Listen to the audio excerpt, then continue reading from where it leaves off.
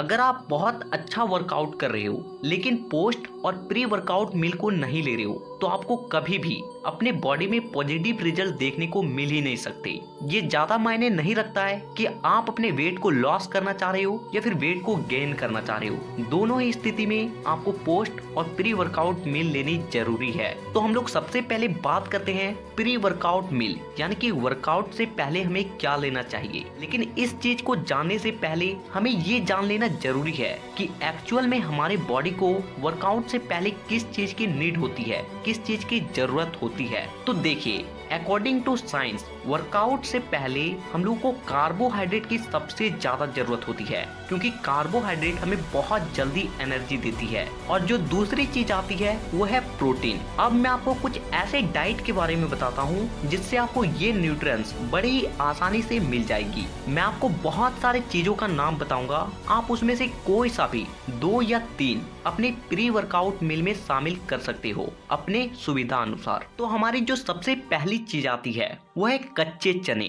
देखिए, कच्चे चने में कैल्शियम और प्रोटीन की भरपूर मात्रा पाई जाती है और इसे आप अपने प्री वर्कआउट मील में बड़ी ही आसानी से ऐड कर सकते हो। और इसीलिए ज्यादा नहीं, कम से कम 50 ग्राम कच्चे चने को वर्कआउट से पहले आप ले सकते हो। अब जो हमारी दूसरी चीज आती है वह है कच्ची हरी मूंग। देखिए, ये भी एक प्रोटीन का बहुत अच्छा सोर्स है और साथ ही साथ इसमें फाइबर की मात्रा भी होती है और इसे भी आप कच्चे चने की तरह ही पानी में भिगोकर आसानी से खा सकते हो। अब हमारी जो तीसरी चीज आती है वो है खजूर। खजूर को अगर आप वर्कआउट से पहले ज्यादा नहीं 5 से 6 खा लेते हो ना, तो आपको वर्कआउट में आधा घंटा तो जरा सा भी थकावट महसूस नहीं होगी। देखिए, ये एक सूखा डाइट होता है जिसे आप आसानी से खरीद के रख सकते हो और वर्कआउट से पहले 6 से 7 पीस खा सकते हो। अब हमारी जो चौथी चीज आती है ये थोड़ा सा देसी हो जाता है, लेकिन इसे यूज करना आसान है, यानी कि इसे डाइट में शामिल करना आसान है और इसके फायदे भी बहुत सारे हैं। और वो चीज है चने से बने सत्तू।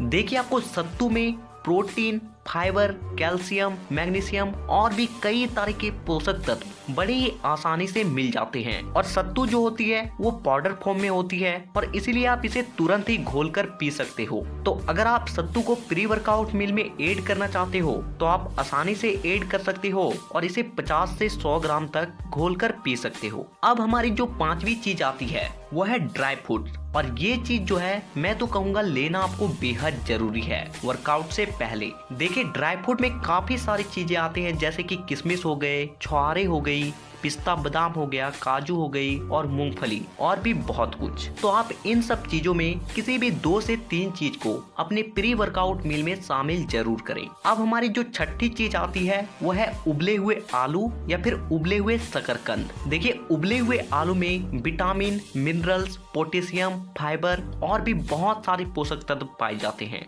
ये आपके एनर्जी को बूस्ट करने में बहुत मदद करती है, इसीलिए ज्यादा नहीं 2 उबले हुए आलू को वर्कआउट से पहले जरूर खाएं। और अगर आप आलू की जगह शकरकंद को ऐड कर सकते हो तो ये आपके लिए और भी ज्यादा प्रॉफिटेबल होने वाली है। अब हमारी जो 7वीं चीज आती है वह है रोटी के साथ पीनट बटर। देखिए, ये भी एक काफी अच्छा प्री वर्कआउट मील है। आप इसे वर्कआउट से पहले 2 या 3 रोटी के साथ 1 से 2 चम्मच पीनट बटर को मिलाकर खा सकते हो। हमारी जो 8वीं चीज आती है वह है बॉयल अंडे। देखिए, बॉयल अंडे एक प्रोटीन का बहुत अच्छा सोर्स है, इसीलिए ज्यादा नहीं, कम से कम 2 एग वाइट्स को वर्कआउट से पहले जरूर खाएं। तो ये मैं आपको 8 प्री वर्कआउट मील्स के बारे में बताया। आप इसमें से किसी भी 2 या 3 को अपने प्री वर्कआउट मील में शामिल कर सकते हो। यहाँ पे आपको और एक बात जान लेनी बेहद जरूरी है कि आपको प्री वर्कआउट मील वर्कआउट से कितने देर पहले लेना चाहिए। तो देखिए, जो आप प्री वर्कआउट मील ले रहे हो तो आप कोशिश कीजिए कि वर्कआउट से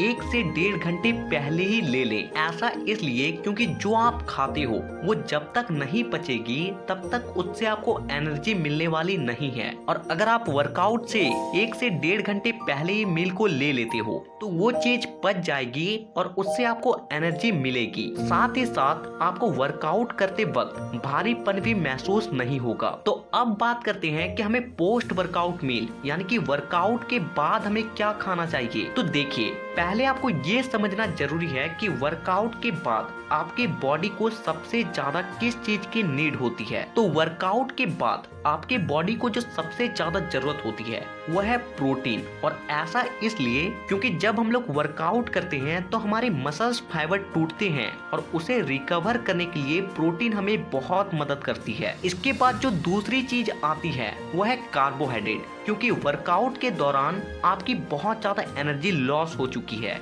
और उस एनर्जी लॉस को आपको रिकवर करना बेहद जरूरी है, तभी आपकी बॉडी बनेगी। और कार्बोहाइड्रेट एनर्जी को रिकवर करने में बहुत मदद करती है। तो हमारी जो पहली चीज आती है वह है प्रोटीन पाउडर, कि ये बहुत जल्दी डाइजेस्ट हो जाती है और डाइजेस्ट होने के बाद हमारे जो मसल्स फाइबर्स टूटे हैं वो तुरंत ही रिकवर करने लगते हैं और जिससे हमारी बॉडी बनती है। तो अगर आप वे प्रोटीन यूज करते हो तो आप इसके 1 चम्मच को वर्कआउट के बाद ले सकते हो। और अगर आप वे प्रोटीन को एफर्ट नहीं कर पा रहे हो तो मैंने इसके ऊपर एक वीडियो बनाया था कि आप अपने घर पर ही प्रोटीन पाउडर कैसे बना सकते हो, वो भी देसी तरीके से। तो आप उस वीडियो को देखकर अपने घर पर ही प्रोटीन पाउडर बनाएं और उसे आप यूज कर सकते हो। लेकिन यहाँ पे एक बात ध्यान रखें कि वर्कआउट के बाद आप कभी भी प्रोटीन पाउडर को दूध के साथ यूज ना करें, बल्कि पानी के साथ यूज करें। ऐसा इसलिए क्योंकि दूध के साथ जो घुला प्रोटीन पाउडर होता है उसे डाइजेस्ट होने में बहुत ज्यादा वक्त लगती है। वर्कआउट के बाद हमें इंस्टेंट एनर्जी की जरूरत होती है, इसीलिए आप कोशिश करें कि आप वे प्रोटीन या फिर देसी प्रोटीन आप जो भी यूज करते हो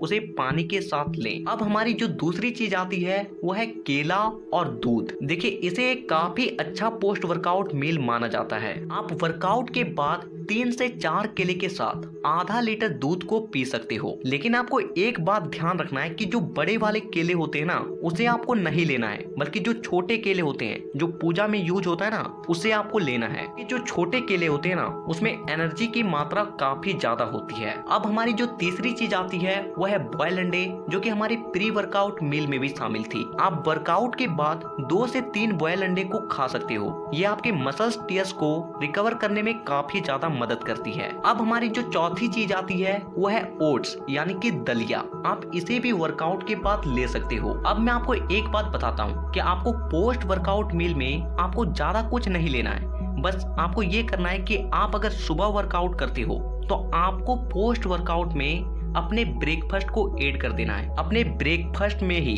ऐसे चीजों को खाएं जिसमें हाई प्रोटीन होती है, हाई कार्बोहाइड्रेट होती है, जैसे कि सोयाबीन हो गई, पनीर हो गया, मीट हो गया, मछली हो गया। और अगर आप रोटी खाते हो तो आप रोटी के साथ घी को भी ले सकते हो। ये आपकी मसल्स को बनाने में काफी ज्यादा मदद करती है। और अगर आप इवनिंग में वर्कआउट करते हो तो आप इन कुछ चीजों को अपने पोस्ट वर्कआउट में शामिल कर सकते हो, नहीं तो आप अपने डिनर को ही ऐड कर सकते हो। लेकिन ध्यान रहे कि आपको अपने डिनर में हाई प्रोटीन, हाई कार्बोहाइड्रेट लेना है। तो ये बात हो गई पोस्ट वर्कआउट और प्री वर्कआउट मील के बारे में। तो मैं बहुत जल्द फुल डे डाइट प्लान के ऊपर भी एक वीडियो लाने वाला हूँ। अगर आप उस वीडियो को मिस नहीं करना चाहते हो तो चैनल को सब्सक्राइब करके बेल आइकन को दबाना बिल्कुल भी ना